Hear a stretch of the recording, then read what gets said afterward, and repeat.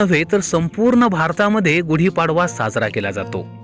अत्यंत आनंदाने आणि उत्साहाने साजरा केला जाणारा हा सण नक्की का बरं साजरा करतात? आपल्या येणाऱ्या पिढीला त्याबद्दल माहिती आहे का?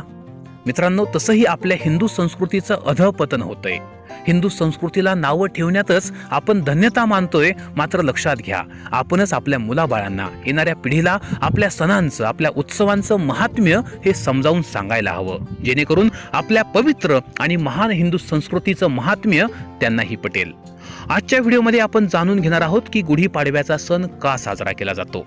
मित्रांनो, एक 2 ते 3 छोट्या छोट्या कथा मी तुम्हाला सांगणार आहे, अगदी थोडक्यात, आणि या गुढीपाडव्याचं वैज्ञानिक महत्त्व सुद्धा अगदी थोडक्यात या ठिकाणी सांगणार आहे। मित्रांनो, तसं पाहिलं तर चैत्र शुद्ध प्रतिपदा म्हणजेच चैत्र महिन्यातला पहिला दिवस, हिंदूंचं नववर्ष या दिवशी सुरू होतंय आणि नवीन वर्षाचं प्रत्येक धर्माचे लोक